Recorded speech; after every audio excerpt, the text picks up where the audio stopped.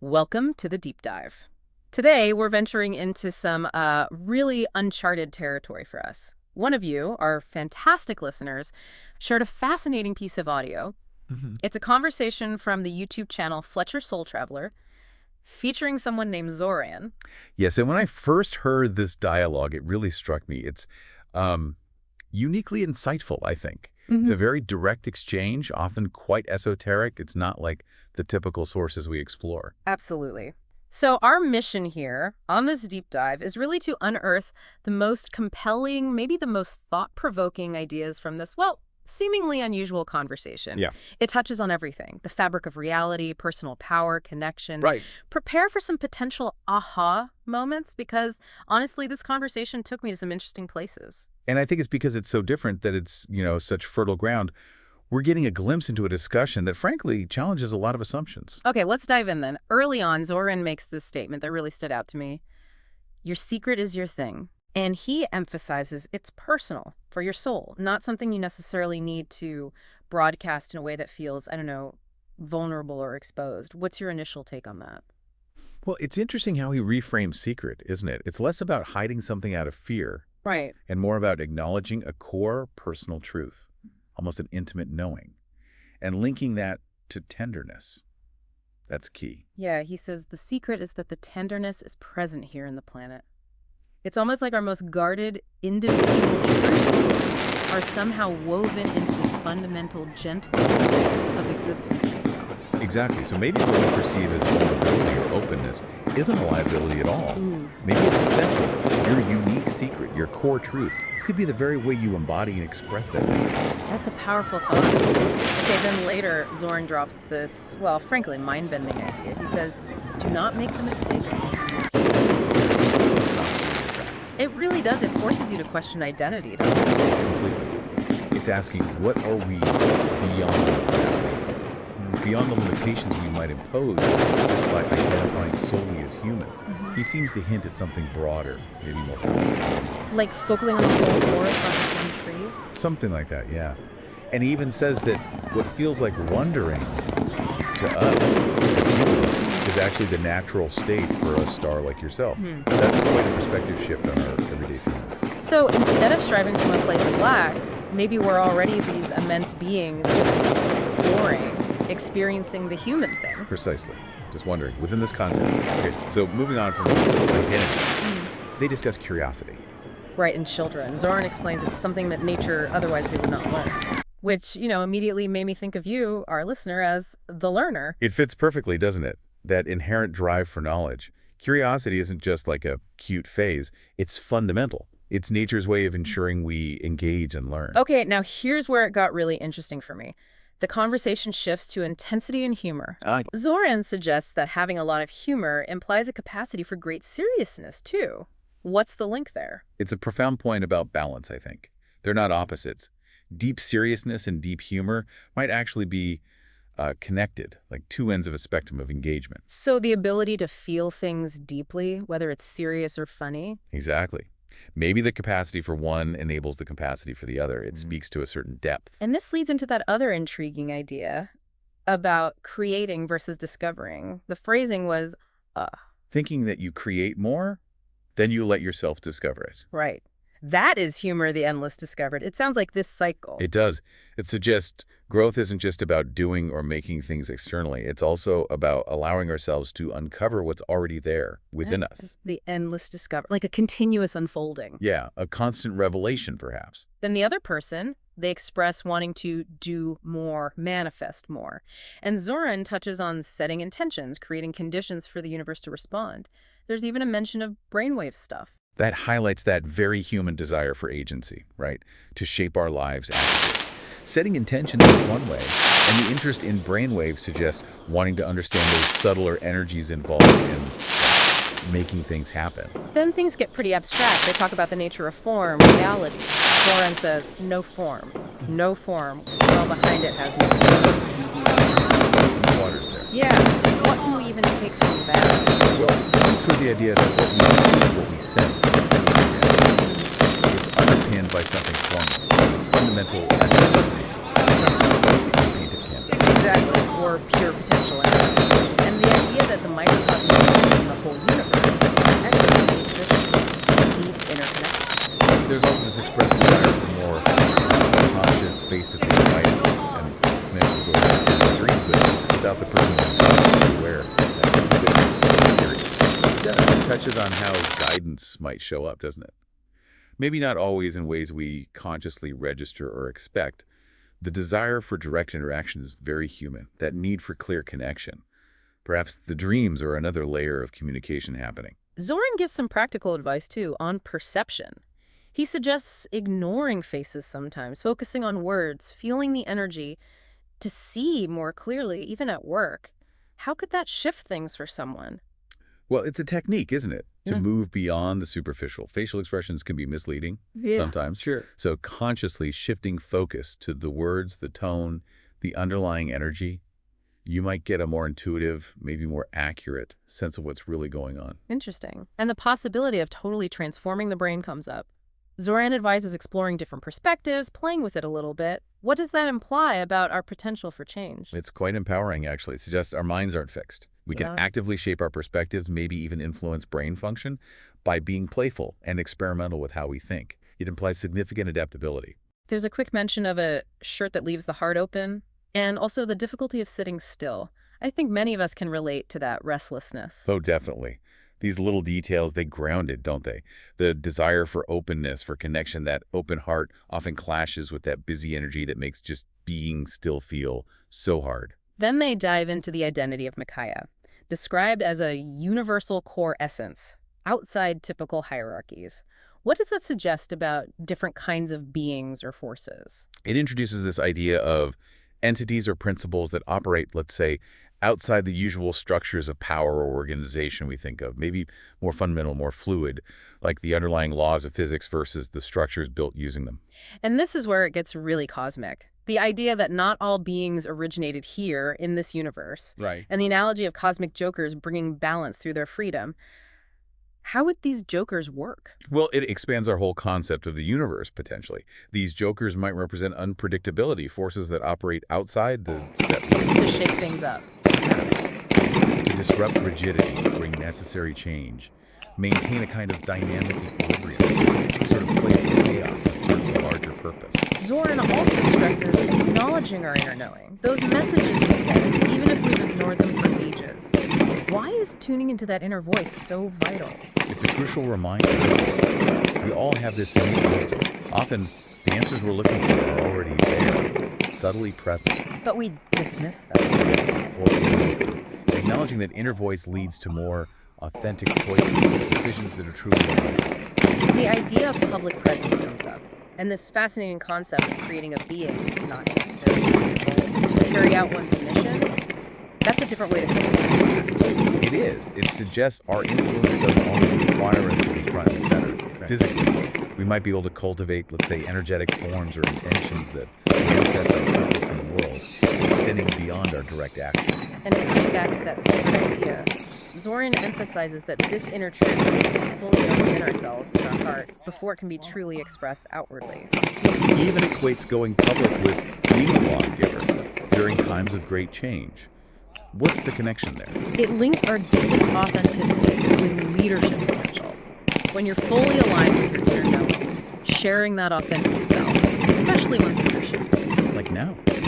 perhaps, that sharing can provide clarity, a framework for others, like a lawgiver offering guidance. There's also a really important bit about letting go of guilt around ease and abundance, and how crucial self-love is for balance.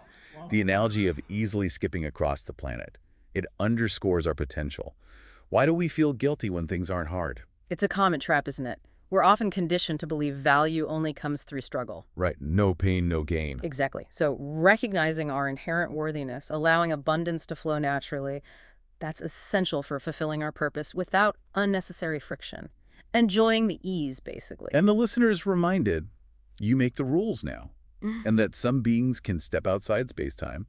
That sounds incredibly liberating. What are the implications? It just reinforces our own power, doesn't it? And how many limitations are actually self-imposed? Stepping outside linear time suggests access to different perspectives, maybe influencing things in ways we don't usually grasp. Reality might be much more fluid than we think. There's practical advice too, connecting with people close to us, the beans analogy. Huh, yes, the beans. And honestly, assessing those relationships. What do the beans represent? Think of them as the key players in your inner circle, friends, family, colleagues you trust. The advice is to mindfully take stock, to label the beans in your mind by reflecting honestly on each connection, the energy exchange. So it's about self-awareness within your network. Precisely. Understanding those dynamics. The conversation also touches on the public awakening and how people who shared knowledge before but got discouraged might need to step up again. Why is that renewed sharing important? It speaks to cycles, I think. Societal change ebbs and flows. There's an ongoing need for wisdom sharers, especially when more people become receptive. Those who felt unheard before might find an open audience now. There's a mention of respect for someone named Michael, and the listener needing to understand their own being in relation to Michael. Earth is called a small planet, and the listener reminded they didn't originate here. That suggests a grander origin. It definitely provides a wider cosmic context. It suggests our identity, our potential, stretches far beyond just this life, this planet, recognizing that larger origin could unlock a greater sense of purpose, maybe. Then the tendency to judge our physical bodies is addressed, questioning why God, or a higher power, would choose this form. A common human critique. But the idea presented is that the body is perfect, necessary for balance, for being here. Why are we often so critical of our physical selves? Well, societal pressures, Yeah. comparisons, they lead to dissatisfaction. But this perspective encourages appreciating the body as this amazing, perfectly designed vehicle for this reality. It lets us interact, experience things physically. Okay, here's a really surprising bit. The true color of the planet from afar is apparently red, not green. Yeah, that was unexpected. And it's used as a metaphor. What we perceive is often the opposite of what's real. What's the deeper meaning there? It's a powerful metaphor, isn't it? Mhm. About surface appearances being deceptive, Hmm. about needing to look deeper. Our first glance, our initial perception might not be the full story or even the true story. It encourages questioning what we think we know. Zoran advises organizing one's results and creating from that powerful inner being, starting within oneself. What does organizing results mean? I think results here means your accumulated experiences, your insights, your learnings. Take stock of what you've already gained, what you know. Okay. Use that as the foundation. Starting from your inner knowing ensures your creations are authentic, aligned with who you really are. And the idea that purpose isn't found, it's given to oneself. That's really empowering, shifting the focus. It absolutely is. It puts the responsibility and the power back on you. Instead of searching outside, you actively define your own purpose through your choices, your actions. The listener's deep desire, that ache to share more, do other things, is acknowledged. And the importance of valuing your own being as much as others. Tenderness, again, as a strength, not hidden. Why is it so hard to value ourselves fully? Conditioning, I suppose. Prioritizing others, maybe feeling unworthy ourselves, recognizing and valuing our own being, including that tenderness, which is really about connection and empathy, is crucial for balance and for actually doing our purpose effectively. They discuss techniques for breaking limitations, working with energy, changing meridians, channeling, even giving energy a temporary name to understand it better. How does naming an energy help? Think of it like giving a handle to something abstract. It creates a focal point. Ah, okay. By naming it, even temporarily, you can engage with it, sense its qualities, its movement more easily. It's a playful way to explore that energetic landscape. The nature of names themselves comes up, that they aren't needed outside space-time. The advice is to start with no name and tenderness to get deeper. Why start with no name? Starting with no name is like stripping away labels, identities we've collected, getting back to the core essence before definition, and beginning with tenderness, as that foundation allows access to deep authenticity, connection. Writing stories is suggested as a tool for discovery. Brief mentions of past connections, Chanda, Barbara, Aaliyah as choices, but the focus is now. How does storytelling uncover truths? Storytelling lets us explore different facets of ourselves creatively, non-linearly. We can stumble upon insights, connections that aren't obvious through just thinking about things, and seeing past connections as choices empowers us to consciously shape the present. The listener is encouraged. Take small steps. Share that secret tenderness. The difficulty picturing public sharing is seen as not looking forward at the possibilities. How do we overcome that fear of sharing authentically? Often it's about shifting focus, away from anxiety about exposure towards the positive potential connection, impact. Small steps build confidence. Envisioning positive outcomes helps too. There's a discussion about really understanding tenderness, observing its slow, deliberate movement, maybe exploring things like plants. What can you move with tenderness? Tenderness often feels gentle, receptive, but observing the slow, deliberate quality can teach patience, presence, a different way of interacting, prioritizing sensitivity over speed. Slow, mindful movement of hands can help embody that. The idea comes up that a period of going inward is ending, the last hurdle. Letting go of guilt about things being easy. Affirming to ourselves it's okay. Why is that self-reassurance so vital? It helps dismantle those limiting beliefs, those subconscious blocks that make sabotage plans. Consciously telling yourself this is okay gives permission to receive, to enjoy the flow without feeling the need to struggle. The desire for like-minded friends, people you can be foolish with, is acknowledged and affirmed as likely. Why is that kind of connection so valuable? Oh, it's huge. Being authentically yourself, silly parts included, fosters belonging, acceptance, joy. It's a safe space for vulnerability. Encourages lightness. The reassurance is given about loved ones, too. No need to worry if the listener pursues their path. The world supports them. Shifting thought patterns that create insecurity is key. How do we build that trust? It often involves recognizing interconnectedness. Trusting the universe tends towards balance. Consciously challenging worry, focusing on inherent support and resilience that builds trust over time. The listener is affirmed directly. Beautiful being, super treasure, great teacher, recommended to let others learn from them. What's the impact of recognizing these qualities in ourselves? It's foundational for stepping into our potential, acknowledging our worth, our value, our capacity to guide others. It fuels confidence, encourages sharing our gifts. Simple advice for meeting people. Be open, desire it genuinely, act on feelings to go places or be near someone. The power of that heartfelt intention and intuition. It's potent. Heartfelt intention sends a clear signal, energetically. Acting on intuition often leads us right to the aligned opportunities, the right connections. Trusting inner guidance, being proactive. A past question about healing is dismissed. You've changed that. Focus shifts to the present, the whole being operating automatically. What does it mean for our being to operate automatically? It suggests integration, that through growth, new understandings are now so deeply embedded, they function naturally, intuitively. No conscious effort needed in areas that previously required healing or attention.